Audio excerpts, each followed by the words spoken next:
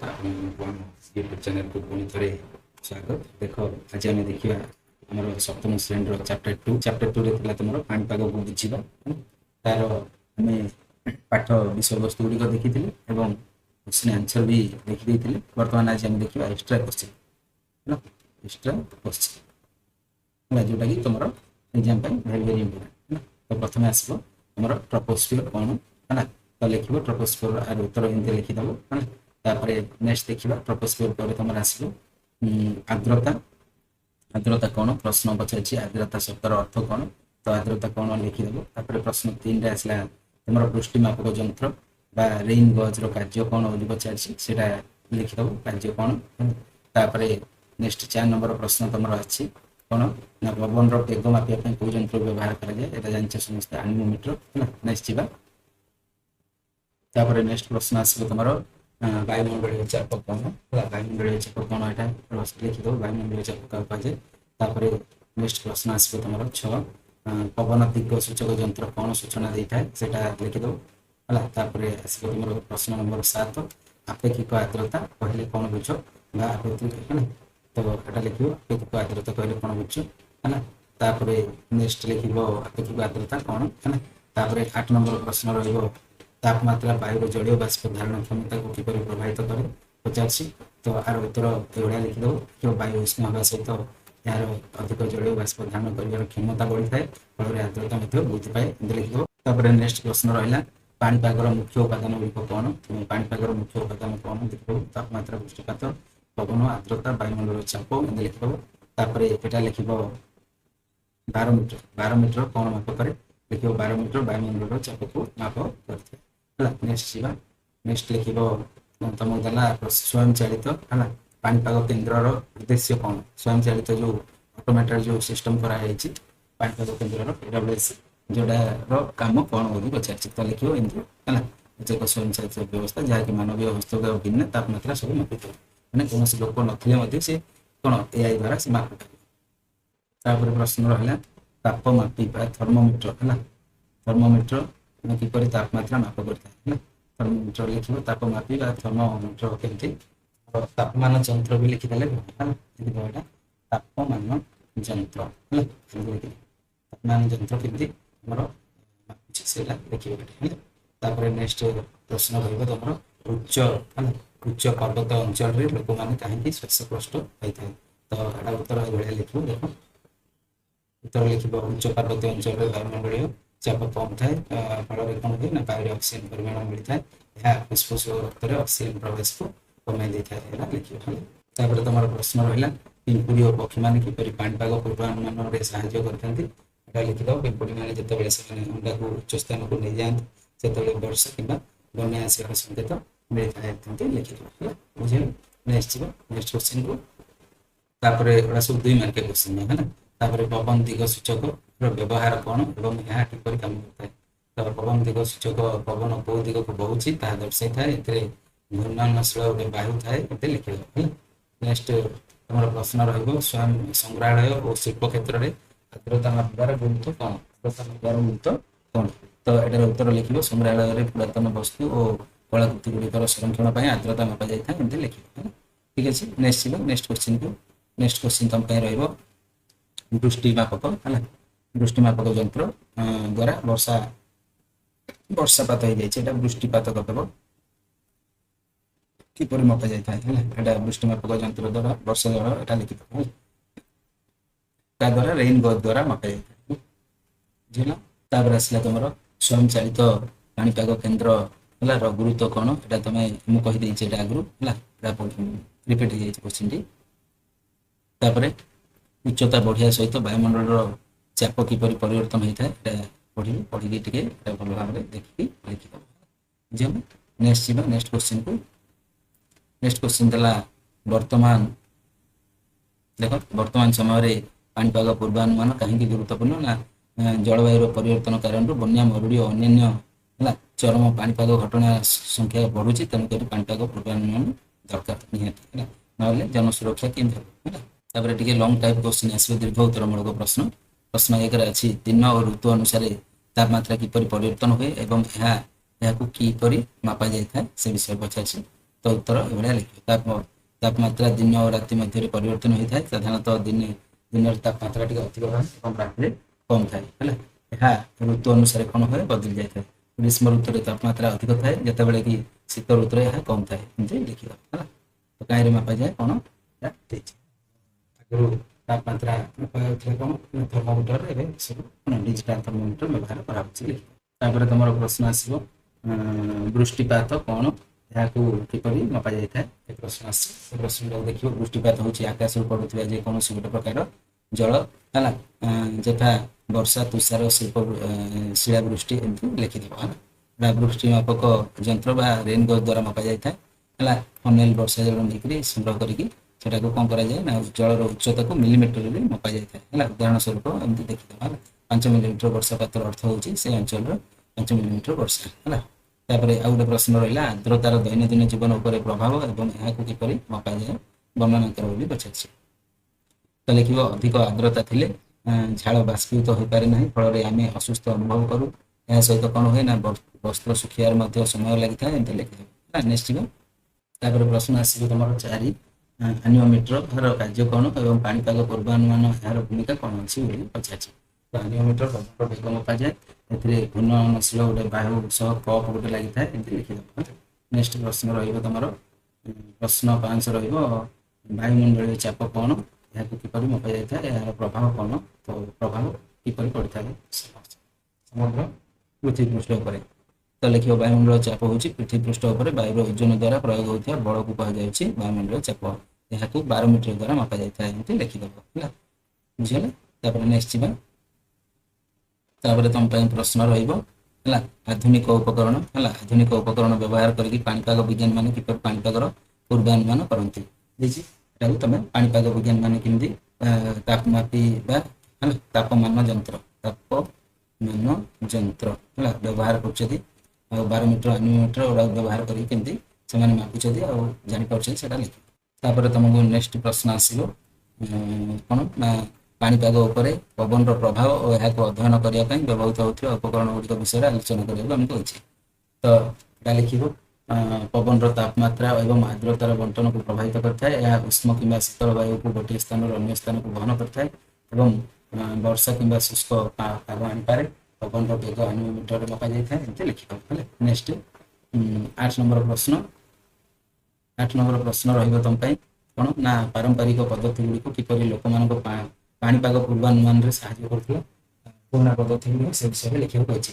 ତ ଲେଖିବ ପୂର୍ବରୁ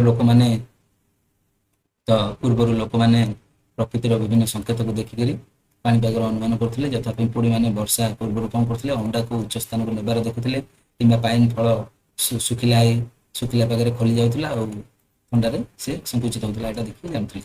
ତାପରେ ନେକ୍ସଟ ପ୍ରଶ୍ନ ରହିବ ପାଣିପାଗ କେନ୍ଦ୍ର କ'ଣ, ଏହା କିପରି କାର୍ଯ୍ୟ କରିଥାଏ। ଦେଖିବ ପାଣିପାଗ କେନ୍ଦ୍ର ହେଉଛି ଗୋଟେ ସ୍ଥାନ ଯେଉଁଠିକି ତାପମାତ୍ରା, ଆର୍ଦ୍ରତା, ପବନର ବେଗ, ବାୟୁ ଚାପ ହେଲା ବୃଷ୍ଟିପାତ ବିଷୟରେ ମାପିବା ପାଇଁ ସେଟା ଅଧ୍ୟୟନ କରାଯାଇଥାଏ ସେଠି ହେଲା।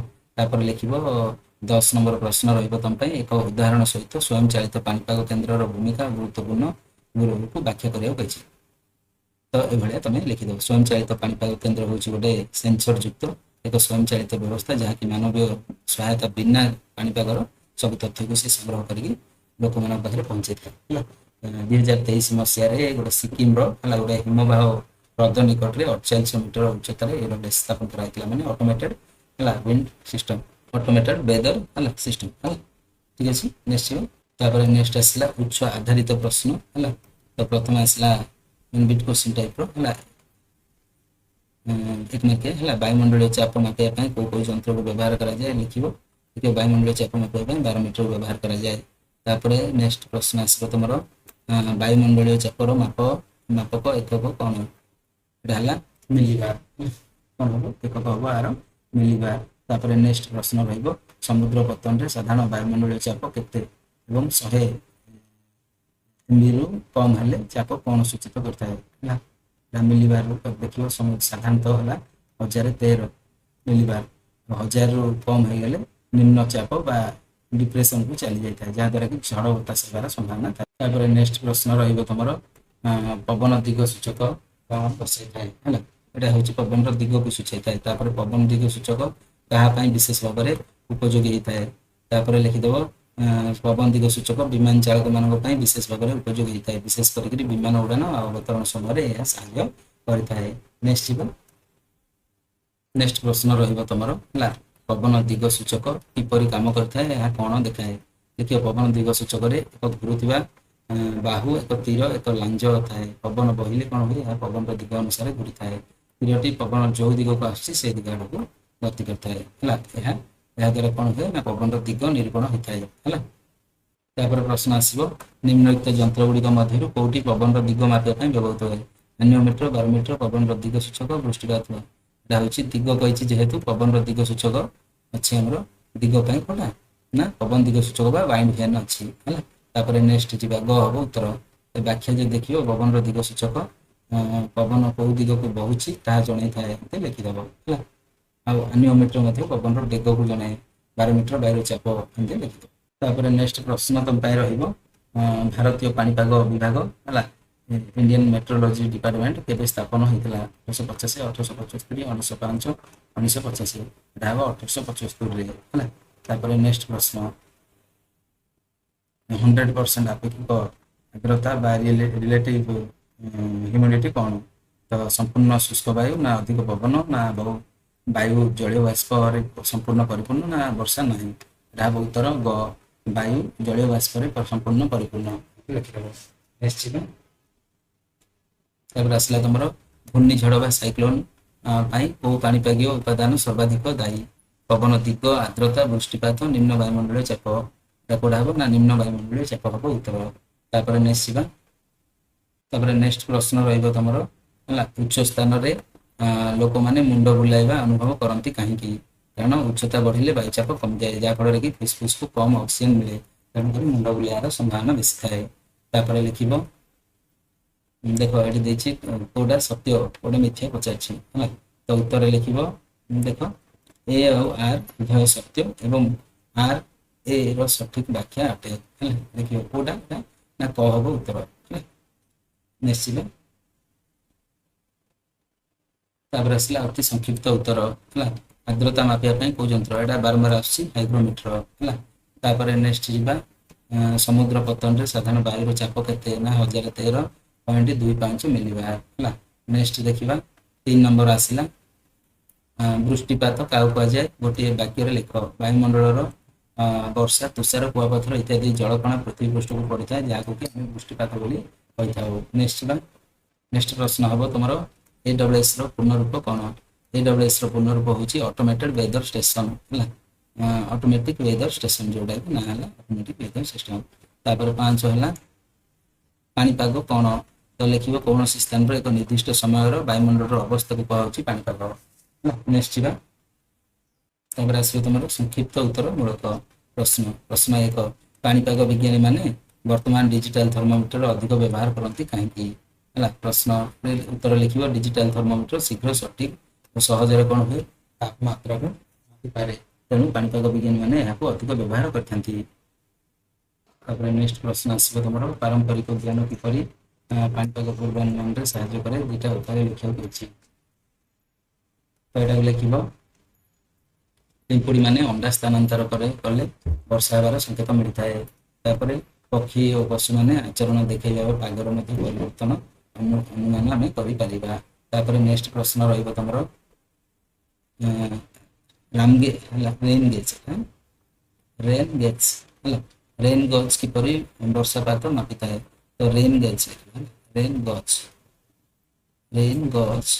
ହେଲା, ଏକ ପାତ୍ରରେ ବର୍ଷା ଜଳ ସଂଗ୍ରହ କରେ ଏବଂ ସଂଗୃହୀତ ଜଳର ଉଚ୍ଚତା ମାପିକିରି ସେ ବୃଷ୍ଟିପାତର ପରିମାଣ ଜାଣିପାରିଥାଏ। ନେକ୍ସଟ ପ୍ରଶ୍ନ ରହିବ, ବାୟୁ ଉଷ୍ମ ହେଲେ ଆର୍ଦ୍ରତା କାହିଁକି ବଢ଼େ? ଲେଖିବ, ଉଷ୍ମ ବାୟୁ ଅଧିକ ଜଳୀୟ ବାଷ୍ପ ଧାରଣ କରିପାରେ, ତେଣୁକରି ବାୟୁ ଉଷ୍ମ ହେଲେ ଆର୍ଦ୍ରତା ବଢ଼ିଥାଏ ହେଲା। ତାପରେ ନେକ୍ସଟ 5 ନମ୍ବର, ପାଣିପାଗର ଯେକୌଣସି 3ଟା ଉପାଦାନ ଲେଖିବାକୁ କହିଛି।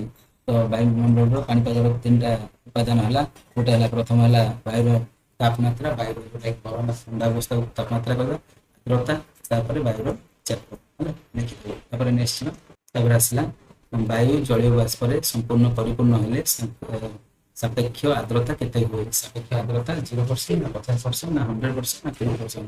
ଏଇଟା ହେବ 100% ହେଲା, ସି ହେବ ଉତ୍ତର। ନେକ୍ସଟ ଯିବା, ନେକ୍ସଟ ପ୍ରଶ୍ନ ରହିବ ତମ ପାଇଁ 2ରେ ହେଲା, କୋଉ ପ୍ରକାରର ପାଣିପାଗ କେନ୍ଦ୍ର ମାନବ ସହାୟତା ବିନା ସେନ୍ସର ହେଲା ବ୍ୟବହାର କରେ। ଲେଖିବ ମାନୁଆଲ ପାଣିପାଗ କେନ୍ଦ୍ର, ସ୍ୱୟଂଚାଳିତ ପାଣିପାଗ କେନ୍ଦ୍ର, ବି ହେବ ଉତ୍ତର। ବି ହେବ ଆର ଉତ୍ତର, ସଠିକ ଉତ୍ତର। ଅଟୋମେଟେଡ ହେଲା ୱେଦର ସେଣ୍ଟର ହେଲା, ବାସ୍। ତାପରେ ନେକ୍ସଟ ପ୍ରଶ୍ନ ରହିବ, ଭାରତରେ କୋଉ ସଂସ୍ଥା ପାଣିପାଗ ସତର୍କବାଣୀ ଜାରି ରଖେ। ଜାଣିଛ ସମସ୍ତେ ଭାରତୀୟ ପାଣିପାଗ କେନ୍ଦ୍ର ହେଲା, ଭାରତୀୟ ପାଣିପାଗ କେନ୍ଦ୍ର, ଡି ହେବ ଉତ୍ତର ହେଲା, ଡି ହେବ ଉତ୍ତର। ନେକ୍ସଟ ପ୍ରଶ୍ନକୁ ଯିବା, ନେକ୍ସଟ ପ୍ରଶ୍ନ ହେଲା ତମର, ନେକ୍ସଟ ପ୍ରଶ୍ନ ହେବ କେଉଁ ପ୍ରାକୃତିକ ସଂକେତ ବର୍ଷା ହେବାର ସୂଚନା ଦେଇପାରେ। ତ ପକ୍ଷୀମାନେ ଉଚ୍ଚରେ ଉଡ଼ିବାଟା, ନା ପିମ୍ପୁଡ଼ି ମାନେ ଅଣ୍ଡା ସ୍ଥାନାନ୍ତର କରିବେ, ନା ଆକାଶ ସଫା ରହିବ। କୋଉ ପ୍ରାକୃତିକ ସଂକେତଟା, ଏଟା ହେଲା ପିମ୍ପୁଡ଼ି ମାନେ କଣ କରିବେ, ଉଚ୍ଚ ସ୍ଥାନକୁ ଅଣ୍ଡା ନେଇକି ଯାଉଥିବେ ହେଲା, ଦେଖିପାରୁଥିବ ହେଲା। ନେକ୍ସଟ ଯିବା, ତାପରେ ନେକ୍ସଟ ପ୍ରଶ୍ନ ରହିବ, ଭାରତୀୟ ପାଣିପାଗ ବିଭାଗ IMD କେବେ ସ୍ଥାପିତ ହୋଇଥିଲା। ଏଟା ତମକୁ ମୁଁ ଆଗରୁ କହିସାରିଛି, ଏଟା ହେଲା 1875 ହେଲା, ରିପିଟ ହେଇଯାଇଛି କ୍ୱେଶ୍ଚନଟି। ନେକ୍ସଟ ପ୍ରଶ୍ନ ରହିବ ତମର ଟ୍ରପୋସ୍ଫିୟର ହେଲା କଣ, ଏହା ଜୀବଜନ୍ତୁ ମାନଙ୍କ ପାଇଁ କାହିଁକି ଗୁରୁତ୍ୱପୂର୍ଣ୍ଣ।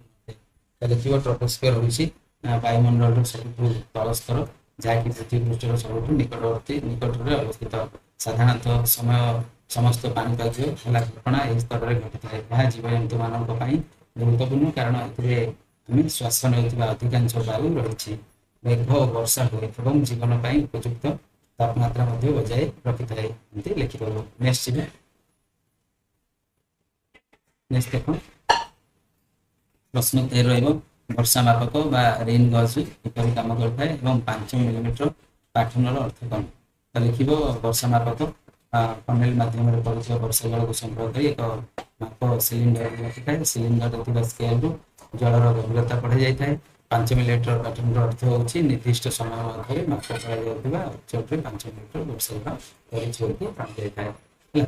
ନେକ୍ସଟ ଯିବା, ତାପରେ ନେକ୍ସଟ ଦେଖ 14 ଦେଲା ବାୟୁମଣ୍ଡଳୀୟ କଣ ଓ ଏହା ଉଚ୍ଚତା ସହିତ ଏହା କିପରି ପରିବର୍ତ୍ତନ ହୋଇଥାଏ। ଲେଖିବ ବାୟୁମଣ୍ଡଳୀୟ ଚାପ ହେଉଛି କୌଣସି ସ୍ଥାନ ଉପରେ ଥିବା ବାୟୁର ଓଜନ ଦ୍ୱାରା ରହିଥିବା ବଳ ହେଲା, ସମୁଦ୍ର ନିକଟରେ ଏହା ଅଧିକ କାରଣ ସେଠାରେ ଉପର ଅଧିକ ବାୟୁ ରହିଥାଏ। ନେକ୍ସଟ ପ୍ରଶ୍ନ ରହିବ ତମ ପାଇଁ ଆର୍ଦ୍ରତା କୁ ପରିଭାଷିତ କର ଏବଂ ଏହାକୁ ମାପିବା ପାଇଁ କଣ ବ୍ୟବହାର କରାଯାଏ। ଲେଖିବ ଆର୍ଦ୍ରତା ହେଉଛି ବାୟୁରେ ଥିବା ଜଳୀୟ ବାଷ୍ପର ପରିମାଣ କୁହାଯାଏ ଆର୍ଦ୍ରତା। ଏହାକୁ ସାଧାରଣତଃ ସାପେକ୍ଷ ଆର୍ଦ୍ରତା ବା ରିଲେଟିଭ ହ୍ୟୁମିଡିଟି ଭାବରେ ଶତକଡ଼ାରେ ମପାଯାଇଥାଏ। ଆର୍ଦ୍ରତା ମାପିବା ପାଇଁ ହାଇଗ୍ରୋମିଟର ନାମକ ଗୋଟେ ଯନ୍ତ୍ରକୁ ବ୍ୟବହାର କରାଯାଇଥାଏ। ନେକ୍ସଟ ଯିବା, ତାପରେ ନେକ୍ସଟ ଦେଖ ପାଣିପାଗର 5ଟି ମୁଖ୍ୟ ଉପାଦାନ ବର୍ଣ୍ଣନା କର ଏବଂ ପଥରଟି କିପରି ମପା କରାଯାଏ। ପାଣିପାଗର 5ଟି ମୁଖ୍ୟ ଉପାଦାନ ଲେଖିବ ପ୍ରଥମ ହେଲା ତାପମାତ୍ରା ହେଲା, ତାପମାତ୍ରା ବାୟୁ କେତେ ଗରମ କିମ୍ବା ଥଣ୍ଡା ଅଛି ତାକୁ ତାପମାତ୍ରା କହିବା, ଲେଖିବ ଏଟା। ତାପରେ ଲେଖିବ ନେକ୍ସଟ ଆସିବ ତମର ବୃଷ୍ଟିପାତ ହେଲା, ବୃଷ୍ଟିପାତ ଆକାଶରେ ପଡୁଥିବା ବର୍ଷା ତୁଷାର, ଏଟା ଟିକେ ଲଙ୍ଗ କ୍ୱେଶ୍ଚନ ରହିବ ହେଲା। ଏଟାକୁ ରେନ୍ ଗଜ୍ ବା ବର୍ଷା ମାପକ ଯନ୍ତ୍ର ଦ୍ୱାରା ବ୍ୟବହାର ମିଲିମିଟରରେ ମପା ଯାଇଥାଏ। ତାପରେ ଆସିବ ବାୟୁମଣ୍ଡଳୀୟ ଚାପ ହେଲା, ବାୟୁମଣ୍ଡଳୀୟ ଚାପ ପୃଥିବୀ ଉପରେ ବାୟୁର ଓଜନ ଯୋଗୁଁ ସୃଷ୍ଟି ହୋଇଥିବା ଚାପକୁ କୁହାଯାଉଛି ବାୟୁମଣ୍ଡଳ, ଏହାକୁ ବାୟୁମଣ୍ଡଳ ଦ୍ୱାରା ମପା ଯାଇଥାଏ ହେଲା, ଏମିତି ଲେଖିବ। ନେକ୍ସଟ ତାପରେ ଦେଖ ବାୟୁମଣ୍ଡଳୀୟ ଚାପ କଣ ଆଉ ଏହା ଉଚ୍ଚତା ସହିତ ଏହା କିପରି ପରିବର୍ତ୍ତନ। ବାୟୁମଣ୍ଡଳୀୟ ଚାପ ହେଉଛି କୌଣସି ସ୍ଥାନ ଉପରେ ଥିବା ବାୟୁର ଓଜନ ଦ୍ୱାରା ପ୍ରଭାବ ହେଉଥିବା ବଳ। ସମୁଦ୍ର ପତନ ନିକଟରେ ଏହା ହ୍ରାସରୁ ଅଛି, ଟିକେ ଦେଖିପାରିବ। ନେକ୍ସଟ ଦେଖିବା ଆର୍ଦ୍ରତା ହ୍ୟୁମିଡିଟି, ଆର୍ଦ୍ରତା ବା ହ୍ୟୁମିଡିଟି କଣ ହେଲା, ଏହାକୁ ମାପିବା ପାଇଁ କଣ। ଆର୍ଦ୍ରତା ହେଉଛି ବାୟୁମଣ୍ଡଳରେ ଜଳୀୟ ବାଷ୍ପର ପରିମାଣ, ଏହା ସାଧାରଣତଃ ସାପେକ୍ଷ ଆର୍ଦ୍ରତା ମାପାଯାଏ। ଆର୍ଦ୍ରତା ମାପିବା ପାଇଁ ହାଇଗ୍ରୋମିଟରକୁ ବ୍ୟବହାର କରାଯାଏ, ଜାଣିବ। ନେକ୍ସଟ ତାପରେ ନେକ୍ସଟ ଦେଖ, ତାପରେ ଆସିବ ପ୍ରଶ୍ନ ତମର ପାଣିପାଗ କେନ୍ଦ୍ର ଭୂମିକା ବର୍ଣ୍ଣନା କର ଏବଂ ଉଦାହରଣ ସହିତ ବୁଝାଅ ଯେ ସ୍ୱୟଂଚାଳିତ ପାଣିପାଗ କେନ୍ଦ୍ର କିପରି ପାଣିପାଗ ନିରୂପଣ କରିଥାଏ। ତ ଏଟା ଲେଖିବ ପାଣିପାଗ କେନ୍ଦ୍ର ନିର୍ଦ୍ଦିଷ୍ଟ ସ୍ଥାନରେ ବିଭିନ୍ନ ପାଣିପାଗର ଉପାଦାନକୁ ମାପିବା ପାଇଁ ବ୍ୟବହୃତ ହୁଏ। ଏଥିରେ ବିଭିନ୍ନ ଯନ୍ତ୍ରକୁ ବ୍ୟବହାର କରାଯାଇଥାଏ, ଯଥା ଥର୍ମୋମିଟର ହେଲା, ଥର୍ମୋମିଟର ତାପରେ ଆସିବ ତମର ମାପକ, ତାପରେ ବାରୋମିଟର, ରେନ୍ ଗଜ୍, ତାପରେ ନିଓମିଟର, ହାଇଗ୍ରୋମିଟର ହେଲା, ଲେଖିବ। ତାପରେ ଲେଖିବ ଏହି କେନ୍ଦ୍ର ନିୟମିତ ଭାବରେ ପାଣିପାଗ ପରିବର୍ତ୍ତନକୁ ଜଣାଯାଏ। ତାପରେ ଦେଖ ସ୍ୱୟଂଚାଳିତ ପାଣିପାଗ କେନ୍ଦ୍ର ବା AWS କଣ। এটা ହେଉଛି ଗୋଟେ ଆଧୁନିକ ବ୍ୟବସ୍ଥା ଯାହାକି ମାନବ ସହାୟତା ବିନା ମଧ୍ୟ କାମ କରିବ ହେଲା, କାମ କରିବା। ଏଟା କୋଉଠି ଅଛି ନା ଏଟା ତମେ ଜାଣିଛ ସିକିମରେ ଅଛି ହେଲା, ଅଟୋମେଟେଡ ସିଷ୍ଟମ ହେଲା। ତ ଉଦାହରଣ ଦେଖ 2023 ରେ ଏଟା ଦେଇଛି, 2023 ରେ କଣ ହେଇଛି ନା ସିକିମର ଏକ ହିମବାହ ହ୍ରଦ ନିକଟରେ ଏଇଟା 4800 ମିଟର ଉଚ୍ଚତାରେ ରଖାଯାଇଛି ଏଟାକୁ ହେଲା। ଏଇଟା କ'ଣ କରେ ନା ଇଏ ତାପମାତ୍ରା ଆଉ ପାଣିପାଗକୁ ଠିକ ଭାବରେ ନିରୂପଣ କରେ ବିନା କୌଣସି ମଣିଷର ସହାୟତା ହେଲା। AWS କ'ଣ କରେ ନା କୃଷି, ବିମାନ ଚଳାଚଳ, ଜଳ ପଥ ହେଲା, ନାଭିଗେସନ ହେଲା, ଆଉ ତାପରେ ଆସିବ ପରିବେଶ ନିରୀକ୍ଷଣ କ୍ଷେତ୍ରରେ ଉପଯୋଗୀ ରହିଥାଏ ହେଲା। ନିଶ୍ଚିତ ତାପରେ ଆସିବ ତମର ପବନ ହେଲା। ପବନ କ'ଣ? ବାୟୁ ଗତିକୁ ପବନ କୁହାଯାଏ। ପବନର ଦିଗ ପରି ପବନ ଦିଗ ଦର୍ଶନ ଦ୍ୱାରା ବା ବେଗ ଆନିମୋମିଟର ଦ୍ୱାରା ଏମିତି ମାପ କରାଯାଏ। ବେଗକୁ ସାଧାରଣତଃ କିଲୋମିଟର/ଘଣ୍ଟା ହିସାବରେ ମାପ କରାଯାଏ। ତାପରେ ଆସିବ ତମର ଆର୍ଦ୍ରତା ବା ହ୍ୟୁମିଡିଟି ଯୋଉଟା ହେଲା। ବାୟୁରେ ଥିବା ଜଳୀୟ ବାଷ୍ପର ପରିମାଣକୁ ଆର୍ଦ୍ରତା କୁହାଯାଏ। ଏହାକୁ ହାଇଗ୍ରୋମିଟର ଦ୍ୱାରା ମାପା କରାଯାଏ ହେଲା। ଏମିତି ଲେଖିବ। ତାପରେ ଏହି 5ଟି ଉପାଦାନ ବର୍ତ୍ତମାନର ପାଣିପାଗକୁ ଗୁରୁତ୍ୱପୂର୍ଣ୍ଣ ଭୂମିକା ଗ୍ରହଣ କରିଥାଏ। କୋଉଟା ତାପମାତ୍ରା, ଆର୍ଦ୍ରତା ହେଲା, ତାପମାତ୍ରା, ଆର୍ଦ୍ରତା, ତାପରେ ପବନ ହେଲା ଦେଖିବ। ତାପରେ ଆସିବ ତମର ପାଣିପାଗ ପୂର୍ବାନୁମାନର ଗୁରୁତ୍ୱ ଏବଂ ଭାରତରେ ଭାରତୀୟ ପାଣିପାଗ ବିଭାଗର ଭୂମିକା ଉପରେ ଆଲୋଚନା। ତ ପାଣିପାଗ ପୂର୍ବାନୁମାନ ଅତ୍ୟନ୍ତ ଜରୁରୀ, କାରଣ ଅତ୍ୟଧିକ ବର୍ଷା, ଝଡ଼, ମରୁଡ଼ି, ଉତ୍ତାପ, ତରଙ୍ଗ ପରି ପ୍ରାକୃତିକ ବିପର୍ଯ୍ୟୟ ଦିନକୁ ଦିନ ବଢୁଛି। ସଠିକ ପାଣିପାଗ ପୂର୍ବାନୁମାନ ଓ ସତର୍କ ବାଣୀ ନିମ୍ନଲିଖିତ ଭାବରେ ଉପକାର କରିଥାଏ। ଆମକୁ କ'ଣ କ'ଣ ସାହାଯ୍ୟ କରୁଛି ଦେଖିବା। ତ ଲେଖିବ ପ୍ରଥମେ ମାଛ ଧରାଳୀ ମାନଙ୍କୁ ବିପଦପୂର୍ଣ୍ଣ ହେଲା ସମୁଦ୍ର ପରିସ୍ଥିତିରେ ତାଙ୍କୁ ସାହାଯ୍ୟ କରୁଛି ବା ସଚେତନ କରାଉଛି। ଘୂର୍ଣ୍ଣିଝଡ଼ ପୂର୍ବରୁ ଲୋକମାନଙ୍କୁ ସୁରକ୍ଷା ଦେଉଛି। ସରକାରଙ୍କ ବିପର୍ଯ୍ୟୟ ପରିଚାଳନା ପାଇଁ ଆବଶ୍ୟକ ସମ୍ବଳ ମଧ୍ୟ ସହାୟତା କରିକି ଆଗରୁ ସଞ୍ଚୟ କରି ରଖିବା ପାଇଁ ସାହାଯ୍ୟ କରୁଛି। ତାପରେ ଲେଖିବ ଭାରତୀୟ ପାଣିପାଗ ବିଭାଗ 1875 ମସିହାରେ କ'ଣ କରିଥିଲା ନା ସ୍ଥାପିତ ହୋଇଥିଲା ଏବଂ ଭାରତରେ ପାଣିପାଗ ପୂର୍ବାନୁମାନ ଓ ସତର୍କବାଣୀ କରି ଜାରି କରିବାର ପ୍ରମୁଖ ଭୂମିକା ଗ୍ରହଣ କରିଥିଲା ହେଲା। ଲେଖିବ ଏଇଟା। ତାପରେ ଏଇଟା ଲେଖିଦେବ ହେଲା। କେବେ ନା 2024ରେ IMD ଉତ୍ତାପ ତରଙ୍ଗ ଓ ଗୁରୁତ୍ୱପୂର୍ଣ୍ଣ ଏଇଟା ଲେଖିବ। ତାପରେ ଲେଖିବ IMD ବିଭିନ୍ନ ପାଣିପାଗ କେନ୍ଦ୍ର, ଉପଗ୍ରହ ଓ ବୈଜ୍ଞାନିକ ପଦ୍ଧତିରୁ ତଥ୍ୟ ସଂଗ୍ରହ କରି ପାଣିପାଗର ପୂର୍ବାନୁମାନ କରେ। ଏହା ପୂର୍ବାନୁମାନ ନିମ୍ନଲିଖିତ ଗୋଷ୍ଠୀମାନଙ୍କୁ ସହାୟତା ହେଇଥାଏ। କାହାକୁ ନା କୃଷକମାନଙ୍କୁ ସାହାଯ୍ୟ କରେ। କ'ଣ ପାଇଁ? ବୁଣା ଅମଳ ପାଇଁ। ତାପରେ ବିମାନ ଚାଳକମାନଙ୍କୁ, ନାବିକମାନଙ୍କୁ ସାହାଯ୍ୟ କରେ। ତାପରେ କ'ଣ କରେ ନା ନୀତି ନିର୍ଦ୍ଧାରକମାନଙ୍କୁ ସାହାଯ୍ୟ କରେ ଜନସୁରକ୍ଷା ପାଇଁ। ତାପରେ ଆଉ କ'ଣ କରେ ନା IMD ର ମୂଳ ମନ୍ତ୍ର ହେଉଛି ଯେ ସୂର୍ଯ୍ୟରୁ ବର୍ଷା ଉତ୍ପନ୍ନ ହେବ। ଏହା ପାଣିପାଗ ପରିବର୍ତ୍ତନ, ସୂର୍ଯ୍ୟଙ୍କ ଭୂମିକାକୁ ପ୍ରକାଶ କରେ ଏବଂ ଦେଶର ସୁରକ୍ଷା ଓ କଲ୍ୟାଣ ଉପରେ ଗୁରୁତ୍ୱ ଦେଇଥାଏ। ଏମିତି ଲେଖିଦେବ। ଏଇଟା ଥିଲା ତମର ଏକ୍ସଟ୍ରା କୋଶ୍ଚିନ୍ ହେଲା। ଚାପ୍ଟର 2ର କ୍ଲାସ୍ ଅଫ୍ SSTର ଚାପ୍ଟର 2ର ହେଲା। ଆଶା କରୁଛି ଆପଣମାନଙ୍କୁ ଭିଡ଼ିଓଟି ମୋର ବହୁତ ଭଲ ଲାଗିଥିବ। ଆଉ ଯଦି ଭଲ ଲାଗୁଛି ଆଉ ମୋର ପ୍ଲେଲିଷ୍ଟରୁ ଯାଇକି ଅନ୍ୟ ଭିଡ଼ିଓ ଗୁଡ଼ିକ ଦେଖି ନିଅନ୍ତୁ ଆଉ ଅଧିକ ମାତ୍ରାରେ ସେୟାର କରନ୍ତୁ, ଯାହାଫଳରେ କି ମୋର ମଧ୍ୟ ପରିଶ୍ରମର ରହୁଛି। ଜୟ